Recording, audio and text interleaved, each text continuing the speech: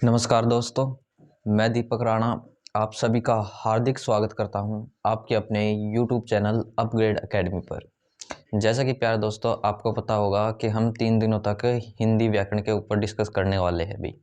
जैसे कल के वीडियो में मैंने आपको हिंदी व्याकरण में अलंकार का जो एक पार्ट था शब्द अलंकार, ठीक है ना, उसके बारे में और उसके जो टाइप्स थे उसके बारे में मैंने आपको बताया था। यदि आपने वो वीडियो नहीं देखी है तो मैं उसका लिंक डिस्क्रिप्शन में प्रोवाइड करवा दूंगा, आप चाहे तो वहां जाकर इस वीडियो को देख सकते हैं। इसी के साथ प्यारे दोस्तों आज अलंकार में हमारे पास रहेगा नेक्स्ट टाइप इसका अर्थ अलंकार, ठीक है ना। अर्थ अलंकार में जो भी उसके सब पार्ट होंगे मीन्स उसके जो उपभेद होंगे उनके बारे में हम आज डिस्कस करने वाले हैं। तो चलिए प्यारे दोस्तों स्टार्ट करते हैं हम अपना आज का ये टॉपिक। अब देखिए भी अलंकार उसकी जो डेफिनेशन वगैरह मैंने ऑलरेडी आपको बता दी है, ठीक है ना। अब पहले वो वीडियो जाकर देखिए और आज जो मैं करवाऊंगा, ठीक है ना, इसका आज ये फाइनल पार्ट रहेगा अलंकार में। अब अलंकार में दूसरा टाइप था हमारे पास अर्थालंकार।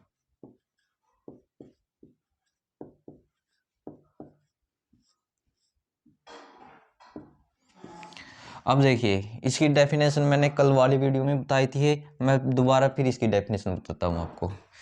डेफिनेशन क्या बनेगी इसकी, जहां शब्द के अर्थ के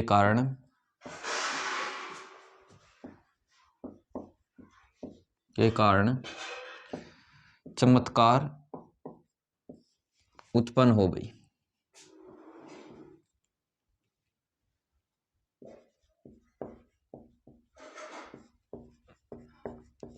वहां कौन सा अलंकार रहेगा हमारे पास, आप बोल दोगे अर्थ अलंकार। मैंने क्या लिखा, जहां शब्द के अर्थ के कारण चमत्कार उत्पन्न होगा। चमत्कार का मतलब होता है कोई भी परिवर्तन, कोई भी चेंज दिखेगा भी आपको, तो वहां हम बोल देंगे अर्थ अलंकार है। आगे मैंने क्या कहा था भाई, कल शब्द अलंकार में मैंने उसके कुछ टाइप बताए थे। कितने बताए थे, तो वो 3 प्रकार थे हमारे पास, अनुप्रास अलंकार, यमक व श्लेष। ऐसे ही क्या है इसके प्रकार के बारे में हम डिस्कस करेंगे भी अर्थ अलंकार में। अब देखिए इसके है तो बहुत ज़्यादा, मतलब कई प्रकार है, कई उपभेद माने जाते हैं, बट जो हमको अपने एग्जाम से ओरिएंटेड करना है, जो हमारे एग्जाम में पूछे जाते हैं, वही हमको यहाँ पे डिस्कस करने हैं। यहाँ पर हम कितने प्रकार के अलंकार के बारे में डिस्कस करेंगे भाई, 5 प्रकार के भाई, जो हमारे अर्थ अलंकार के अंदर आते हैं। पहले नंबर पर तो आपका इसमें रहेगा उपमा अलंकार। उसके बाद वन बाय वन इनको डिस्कस करेंगे भाई। एंड सेकंड नंबर पे इसमें रहेगा अभी आपका, अच्छा इसमें ले लो आप रूपक अलंकार।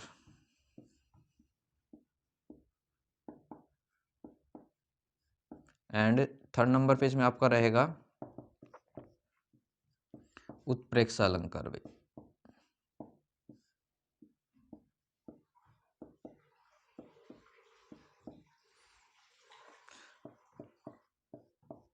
एंड फोर्थ नंबर पर हम इसमें डिस्कस करने वाले हैं अपने अतिशयोक्ति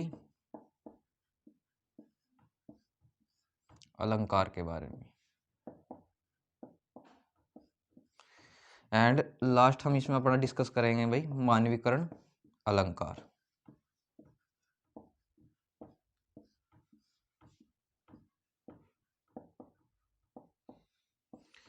तो ये है भाई हमारे पास इसमें अर्थ अलंकार के अंदर 5 प्रकार के आपके अलंकार जो हमको पढ़ने हैं। पहले बताया मैंने आपको उपमा अलंकार, फिर रूपक अलंकार, थर्ड पे उत्प्रेक्षा अलंकार, फोर्थ पे अतिशयोक्ति एंड फिफ्थ पे आपका मानवीकरण अलंकार। अब देखिए हम पहले पढ़ेंगे उपमा अलंकार के बारे में, ठीक है ना। वन बाय वन इनको डिस्कस करेंगे और एग्जाम्पल के थ्रू मैं आपको इनकी डेफिनेशन को भी क्लियर कर दूंगा अभी।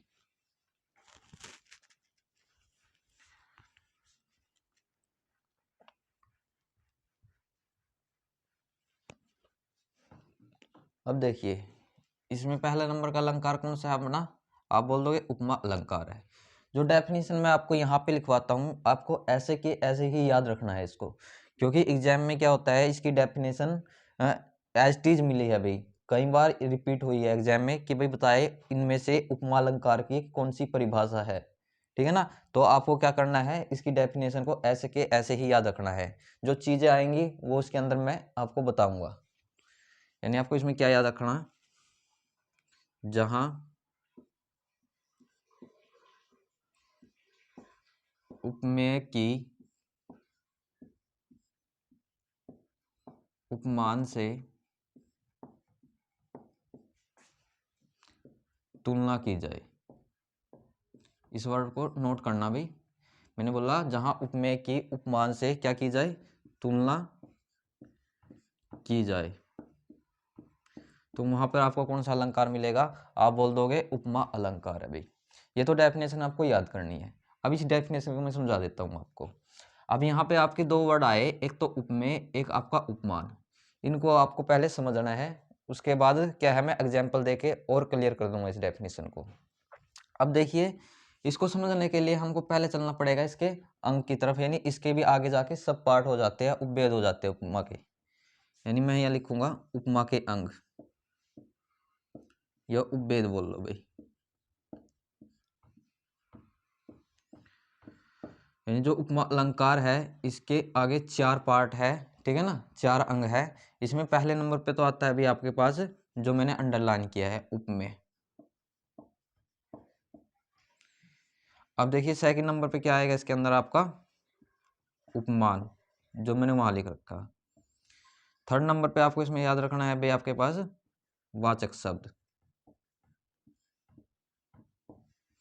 जो ये वाचक शब्द है ये मोस्ट आईएमपी है, क्योंकि किसी भी एग्जाम्पल की पहचान अलंकार में यदि इसमें उपमा अलंकार हुआ तो इसी के माध्यम से आप बिल्कुल आसानी से कर पाओगे। वो कैसे करेंगे अभी हम इसके बारे में थोड़ी देर में डिस्कस करेंगे।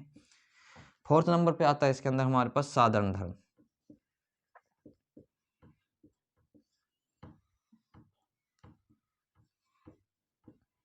ये तो हो गए भाई इसके चार अंग। अब समझते हैं कि भाई ये क्या क्या है।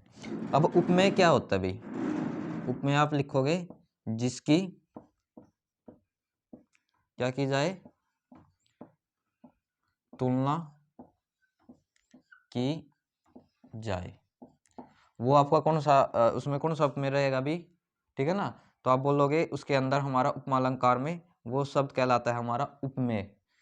और उपमान किसको बोलते हैं हम, जिससे तुलना की जाए भी, क्या की जाए, जिससे तुलना की जाए। अब इन दो वर्ड पे फोकस करना, एक तो मैंने लिखा जिसकी और एक मैंने लिखा जिससे। जिसकी क्या मतलब क्या है, वो खुद की बात कर रहा है एक किस्म से इनडायरेक्टली, और जिससे का मतलब क्या है, किसी दूसरे पर्सन की बात कर रहा है भाई, किसी दूसरी वस्तु की बात कर रहा है भाई।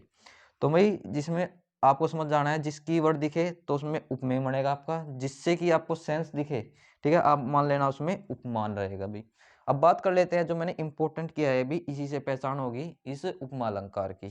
तो वाचक शब्द में आपको ये वर्ड याद रखने हैं, जहां भी आपको सा ये वर्ड दिख जाए, सरिस ये वर्ड दिख जाए, सम ये वर्ड दिख जाए, के समान ये वर्ड दिख जाए, ठीक है। तो वहां आप आंख बंद करके 100% कौन सा अलंकार भर दोगे, उपमा अलंकार भर दोगे भी। अब बात करें कि भाई ये साधारण धर्म क्या है, इसमें क्या है, एक किस्म से विशेषता वाले शब्द आते हैं भाई। कौन से शब्द रहेंगे इसके अंदर, विशेषता वाले शब्द भाई। अब विशेषता वाले शब्द कैसे, जैसे कि भाई विशेषता में मैं बोल दूं वह मोटा है, उसकी विशेषता क्या होगी, वह मोटा है, वह पतला है, ठीक है, वह लंबा है, इस टाइप से, वह बोना है। कहने का मतलब जैसे आप देखोगे इसमें साधारण धर्म को कोई आपको ये विशेषण यानी विशेषता वाले वर्ड दिख जाएंगे, आप इसमें आसानी से पहचान कर सकते हो कि भाई उसमें कौन सा शब्द रहेगा, हमारे पास साधारण धर्म रहेगा भी। तो ये था दोस्तों हमारे पास उपमा और उपमा के अंग। अब देखिए मैं इन डेफिनेशन के थ्रू जो मैंने अभी आपको समझाई है, आपको एक एग्जांपल देता हूँ, ये सभी चीज़ें उससे और क्लियर हो जाएंगे आपको। उससे पहले मैं आपको एक बार इस चीज़ को रिपीट करवा देता हूँ। उपमा क्या बताया मैंने, जहाँ उपमेय की उपमान से तुलना की जाए। आगे मैंने बताया उपमा के आगे चार अंग है, उपमेय, उपमान, वाचक शब्द, साधारण। उपमेय क्या है, जिसकी तुलना की जाए। उपमान क्या है, जिससे तुलना की जाए भाई। और वाचक शब्द ये आपको डायरेक्ट याद रखने हैं, सा सरी सम के समान। तो उसमें कौन सा रहेगा आपका उपमालंकार। साधारण धर्म कौन सा है, विशेषता वाले शब्द आते हैं अभी इसमें मोस्टली, जैसे मोटा हो गया, पतला हो गया, लंबा हो गया, बोना हो गया, इस टाइप से। अब देखिए मैं इसमें आपको एग्जाम्पल देता हूँ भैया।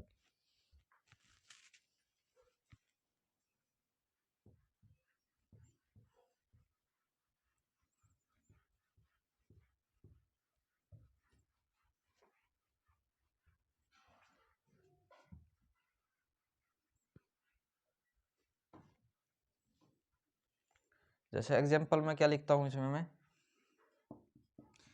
मैं लिख देता हूँ यहाँ पे, मोहन हाथी के समान मोटा है। अब देखिए एग्जाम में मान लिया यही एग्जाम्पल आ जाता और आपको पूछना बताना होता है कि भाई बताए कि इसमें कौन सा अलंकार है। आपको कुछ नहीं देखना था कि भाई के समान वर्ड देखना था, डायरेक्ट अपना आंसर कर देते हैं कि भाई उसमें उपमा अलंकार है। बट क्या है, मैं इसी एग्जाम्पल में आपको जो मैंने 4 चीज बताई है उपमा अलंकार के अंदर, उसके 4 जो अंग बताए हैं वो सभी चीजें बताता हूँ। अब समझना भाई इस एग्जाम्पल को। अब मैंने लिखा मोहन हाथी के समान मोटा है। अब तुलना किसकी की जा रही है भाई, ठीक है ना। आप बोलोगे मोहन की तुलना की जा रही है, और जिसकी तुलना की जाए वो क्या होता है हमारा, आप बोल दोगे वो हमारा उपमेय होता है। अब मोहन की तुलना किससे की जा रही है अभी, हाथी से की जा रही है, और जिससे तुलना की जाती है उसको हम क्या बोलते हैं, आप बोल दोगे उपमान। अब देखिए के समान क्या है, मैंने वर्ड लिखवाए थे सा सरी सम के समान, वो कौन से शब्द होते हैं हमारे, आप बोल दोगे कि वो हमारे वाचक शब्द होते हैं अभी, वाचक शब्द भी। अब मोटा है, ठीक है ना, ये क्या है अभी हमारे साधारण धर्म है, मीन्स विशेषता वाले जो वर्ड है भाई। तो भाई मोटा को हम मान लेंगे ये हमारा साधारण धर्म भी, मीन्स ये सभी चीजें सभी के सभी अंग मिलेंगे आपको, तो हम उसमें बता सकते हैं कि भाई कौन सा अलंकार रहेगा, आप बोल दोगे उपमा अलंकार है। बट ये चीज मोस्टली आपको याद रखनी है। जैसे मैं इसमें और एग्जांपल देता हूं आपको, हरिपद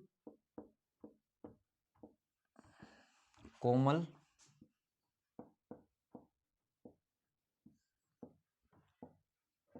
कमल से, जैसे मैंने एक एग्जांपल ये लिखा। अब देखो थोड़ा हम इसका हिंदी बनाते हैं अभी।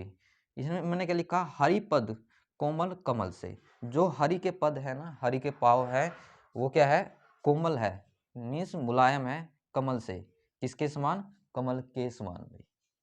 क्या लिखा, हरि के जो पांव है यानी जो पद है वो कोमल है, मुलायम है, किसके समान मुलायम है, कमल के समान मुलायम है भाई। मीन्स हम तुलना किसके कर रहे हैं भाई, आप बोलोगे हरि के पद की कर रहे हैं, तो मीन्स हरि के पद क्या हो गया इसके अंदर, आप बोल दोगे उपमेय हो गए भाई। अब किससे तुलना कर रहे हैं भाई, आप बोलोगे कमल से तुलना कर रहे हैं भाई, क्योंकि कमल के समान मुलायम है ना। तो यहाँ आपका ये क्या हो जाएगा, उपमान। वाचक शब्द क्या है, देखो से का अर्थ यहाँ पर हिंदी की थोड़ी सेंस करनी पड़ेगी, के समान। तो मीन्स इसको हम लेंगे भाई, ये क्या होगा आपका वाचक शब्द। अब देखो कोमल एक किस्म से विशेषता है ना भाई, किसी ना किसी चीज की कोई ना कोई फीचर कोई विशेषता है, तो मीन्स ये चीज क्या होगी आपके पास, आप बोल दोगे ये हमारे पास साधारण धर्म है। तो मोस्टली तो आपको यही नोट करना है कि भाई इसमें ये वाचक शब्द है तो हमारा उपमा अलंकार है, और वैसे मैंने आपको सभी चीजें बता दी इसमें। जैसे इसमें और एग्जांपल दे देता हूँ आपको, पीपर पात सरिस मंडोला, सरिस मंडोला। अब पूछ ले कोई कौन सा अलंकार है, बस डायरेक्ट आपको सरिस देखना था, बता देना था, बट आपको थोड़ा सा रुकना है, मैं इसमें आपको बताता हूँ कि भाई सभी चीजें क्या होगी।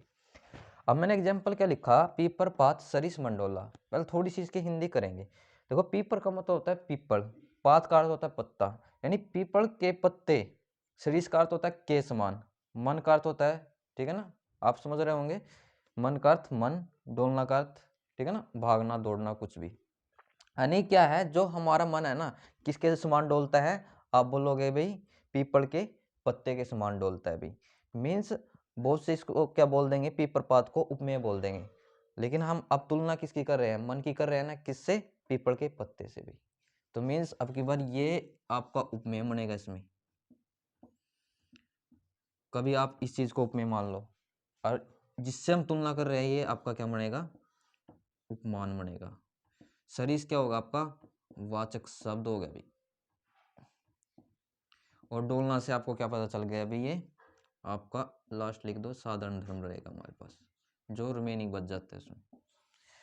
तो मीन्स हम इस तरीके से भाई, ठीक है ना, इसकी जो अंग है अभी उसकी के अंग का सार लेकर हम अपने अलंकार की पहचान कर सकते हैं भाई। तो आई होप आपको इन एग्जाम्पल से इसकी ये जो डेफिनेशन है उपमा अलंकार की अच्छे तरीके से समझ में आई होगी भाई। अब चलते हैं हम इसमें नेक्स्ट अलंकार की तरफ भी।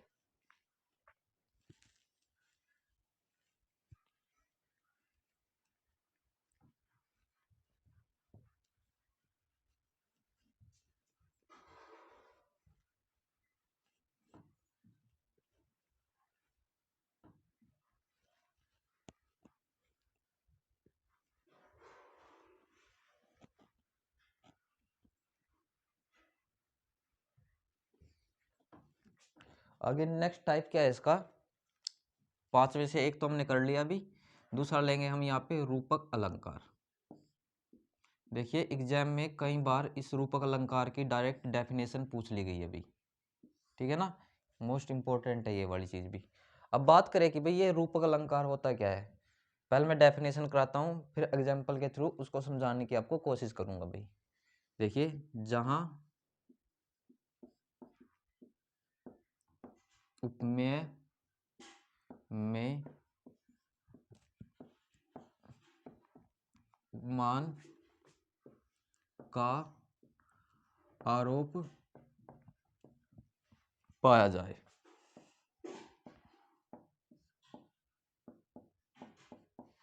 ठीक है ना, डेफिनेशन आपको ऐसे कैसे एस टी की एस टी याद रखनी है। मैंने क्या लिखा, जहां उपमेय में उपमान का आरोप पाया जाए या आरोप मिले, वहां कौन सा अलंकार रहेगा, आपका रूपक अलंकार रहेगा। देखिए इस चीज को मैं आपको डेफिनेशन देके समझाता हूँ भाई। डेफिनेशन बोल रहा, एग्जाम्पल देखे भाई, सॉरी मैं लिख देता हूं यहां पर, मुख दूसरा चंद्र है भाई, इस टाइप से मैंने ये लिख दिया। अभी देखिए मुख क्या है भाई आपका, मतलब मुख की तुलना हम किससे करें, वैसे तो चंद्र से करे है, लेकिन मुख क्या आपका, आप बोलोगे उपमेय है, जिससे मतलब मैंने बोला जिसका की सेंस आए, और जिससे की सेंस आए ये आपका उपमेय होगा भाई।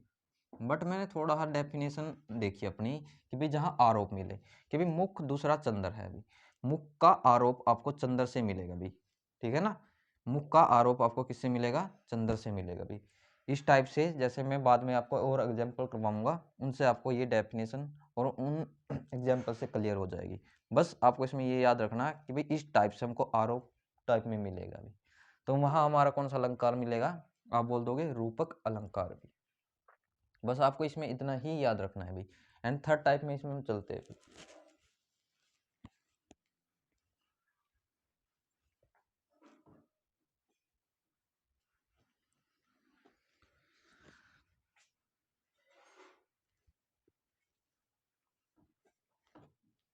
आगे इसका थर्ड अलंकार है भाई, अर्थ अलंकार में उत्प्रेक्षा अलंकार भाई।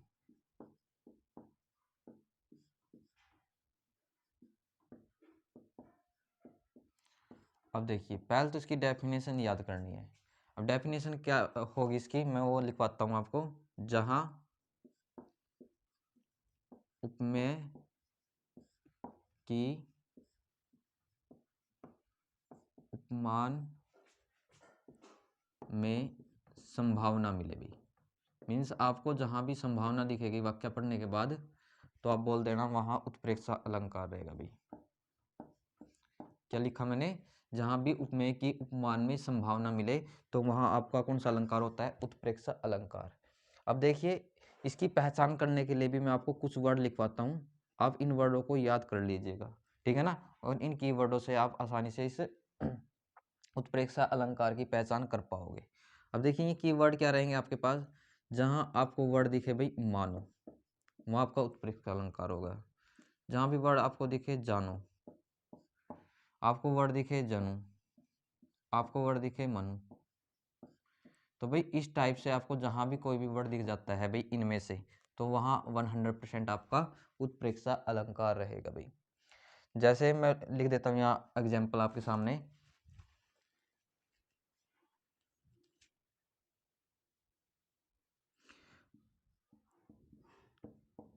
ये ले लो एग्जाम्पल, जैसे सिर फट गया मानो अरुण रंग का घड़ा,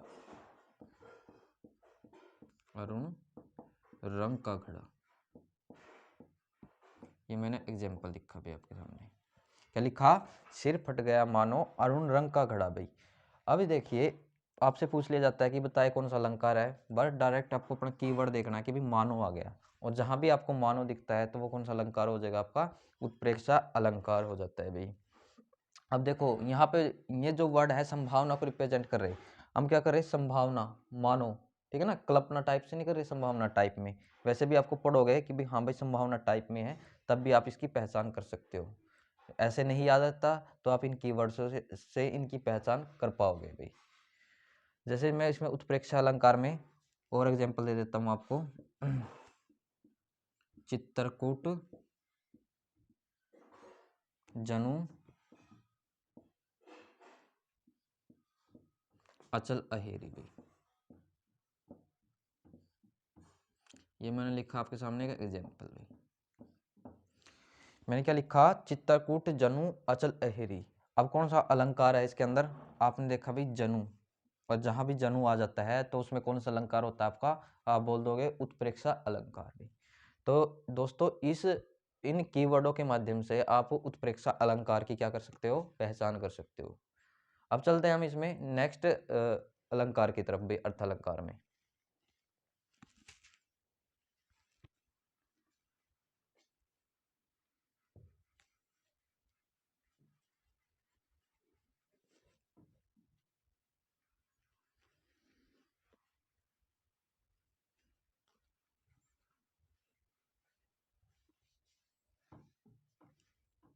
आगे नेक्स्ट कौन सा आ जाता है हमारे पास? फोर्थ अलंकार भी।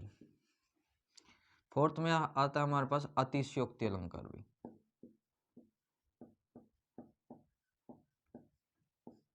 अतिशयोक्ति अलंकार। अब देखिए इसकी डेफिनेशन इसी के नाम से आपको क्लियर हो जाएगी कि भाई यहाँ पे अति आया है भाई, और अति का मतलब क्या होता है? अधिकता भी, ठीक है ना। हिंदी सेंस क्या होती है अति की? आप बोलोगे अधिकता। मीन्स हम डेफिनेशन यहाँ से बना सकते हैं, जहां किसी विषय या वस्तु का भी, क्या बोला? जहां किसी विषय या वस्तु का इतना बढ़ा चढ़ाकर वर्णन किया जाए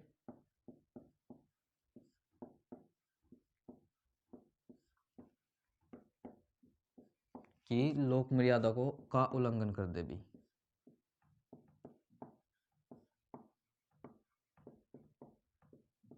का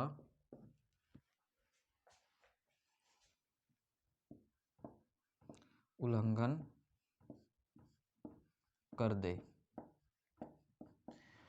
तो आप वहां कौन सा अलंकार बोल दोगे? अतिशयोक्ति अलंकार। मीन्स मैं सिंपल जो मतलब डेफिनेशन थी वो मैंने आपको लिखवा दी। मैं इसको आसान से शब्दों में समझाता हूँ कि भाई जहां भी आपको किसी भी चीज का कि भाई दिखे कि भाई ऐसा तो हो ही नहीं सकता, ठीक है ना, ये चीज तो हो ही नहीं सकती, बट उसको करके दिखाया गया होगा, एग्जाम्पल पढ़ोगे जब आप, तो मीन्स आप समझ जाना कि भाई यहाँ तो भाई किसी भी विषय वस्तु का बहुत ज्यादा बड़ा चढ़ाकर वर्णन किया गया है, तो वहां आप बोलोगे कौन सा अलंकार रहेगा? अतिशयोक्ति अलंकार भी। जैसे मैं यहाँ पे एग्जाम्पल दे के समझाता हूँ आपको। जैसे एग्जाम्पल है ये, हनुमान की पूंछ में लगन न पाई आग। लंका सारी जल गई,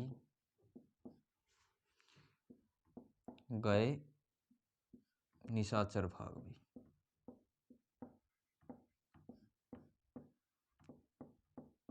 ये मैंने आपके सामने एक एग्जाम्पल लिखा। मैंने क्या लिखा? हनुमान की पूंछ में लगन न पाई आग, लंका सारी जल गई, गए निशाचर भाग। निशाचर का मतलब होता है निशा में चरण करने वाले, मीन्स घूमने वाले भी, यानी वो क्या कहलाते हैं? आप बोलोगे राक्षस। अब देखिए यहाँ पे हम समझते हैं इस एग्जाम्पल को। उन्होंने कहा कि भाई हनुमान की पूंछ में भी नहीं आग लग गई और लंका भी क्या हो गई? सारी की सारी ही जल गई। क्या भी ऐसा कभी हो सकता है कि भाई पूंछ में भी नहीं आग लगी और लंका भी सारी जल गई? और इसी के साथ और बड़ा चढ़ाकर वर्णन कर दिया कि भाई जो राक्षस थे, निशाचर थे, वो क्या हो गए? गए भाग भाई। वो भी क्या हो चुके हैं भाई? भाग गए थे भाई। ठीक है ना? मीन्स जब आग लगेगी तभी तो ये सभी चीजें होंगी। अब ऐसा तो कुछ हुआ ही नहीं भाई।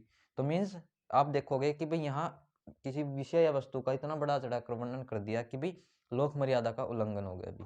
तो वहां बोल दोगे आप अतिशयोक्ति अलंकार अभी। जैसे एक एग्जाम्पल और देता हूं मैं आपको यहाँ पे। व्योम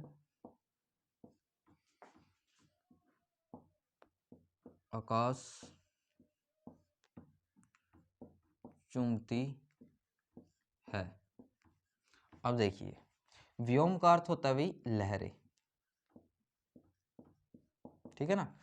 अब यहाँ लिखा है व्योम आकाश चूमती है, मीन्स लहरें आकाश चूमती है। क्या भी कभी आपने देखा है कि भी जो लहर है वो आकाश को चूम ले? मीन्स आप देखोगे यहाँ पर बड़ा चढ़ाकर वर्णन कर दिया गया है अभी। तो इसमें भी आप बोल दो कौन सा अलंकार रहेगा? अतिशयोक्ति अलंकार। तो ये था भाई प्यार दोस्तों अतिशयोक्ति। अब चलते हैं हम इसमें नेक्स्ट एंड फाइनल अलंकार की तरफ भी।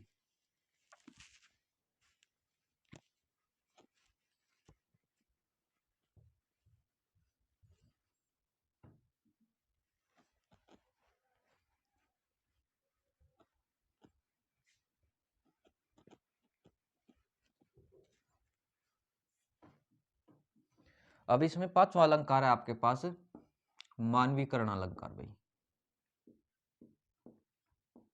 मानवीकरण अलंकार।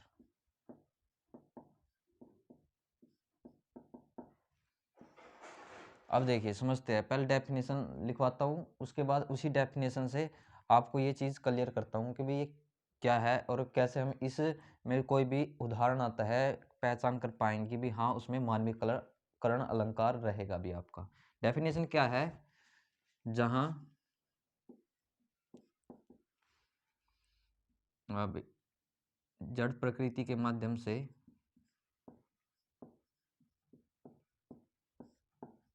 प्रकृति का, माध्यम से की बजाय का लिख लो, मानवीय क्रियाओं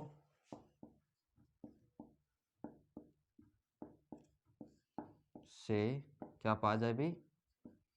आरोप पाया जाए।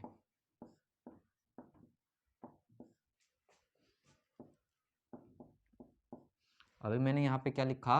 जहां जड़ प्रकृति का मानवीय क्रियाओं से आरोप पाया जाए। कहने का मतलब ये है भाई कि भाई प्रकृति का जो जिक्र होगा उसके अंदर, मतलब जो भी उसके लक्षण होंगे, सिम्टम्स होंगे, तो वो किसकी तरह होंगे भाई? जो नॉर्मल जो ये ह्यूमन करता है यानी मानव करता है उसकी तरह आपको उसके लक्षण दिखेंगे प्रकृति के।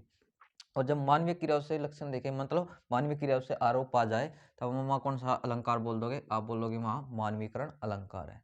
जैसे मैं इसमें एक एग्जांपल दे देता हूँ भाई, इंपॉर्टेंट है ये। मैं लिखता हूँ जैसे कि दिवसा विषाण का समय मेघ में आकाश से उतर रही संध्या सुंदर सी परी धीरे धीरे धीरे। अब समझते हैं थोड़ा ही एग्जाम्पल को। ये बोल रहा है दिवसावसान का समय, मतलब दिवस जो दिन था ना वो उतर रहा था, जो मेघ में आकाश से, मतलब आकाश से कौन उतर रहा था भाई, वह संध्या, मतलब जो संध्या नहीं होता शाम होती है, वो उतर रही सुंदर सी परी, धीरे धीरे धीरे, मतलब आराम आराम से भी। अब देखो भाई, यहाँ पर हम कुछ वर्डों पे नोट करते हैं भाई। अब यहाँ पर संध्या का थोड़ा जिक्र किया गया है, और संध्या क्या है, प्रकृति का ही एक सोर्स है, एक माध्यम है ना भाई।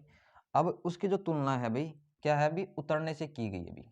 अब यहाँ पर देखिए भाई, उतरना चढ़ना, ठीक है ना, गिरना पड़ना, ये किसकी क्रियाएं होती है। आप बोलोगे ये सभी की सभी मानवीय क्रियाएं होती है भाई। मीन्स यहाँ प्रकृति का आरोप मानवीय क्रियाओं से पाया गया है, इसलिए हम बोल देंगे वहाँ कौन सा अलंकार रहेगा आपका, आप बता दोगे भी मानवीयकरण अलंकार भी। तो इसी के साथ प्यारे दोस्तों, हमारा जो ये अलंकार टॉपिक है यहाँ पर समाप्त होता है, ठीक है ना। कल की जो वीडियो रहेगी, मैं अलंकार से रिलेटेड आपके सामने कुछ इंपॉर्टेंट एग्जाम्पल लेके आऊँगा, ठीक है ना। आप पहले इन सभी अलंकार को रीड कीजिए, उसके बाद जो मैं ये एग्जाम्पल लिखूंगा, आप उन एग्जाम्पल के कमेंट के थ्रू अपना आंसर देख सकते हैं। और प्यारे दोस्तों, लास्ट में यदि आपको ये वीडियो अच्छी लगी है तो प्लीज़ वीडियो को सपोर्ट कीजिएगा। Thank you very much.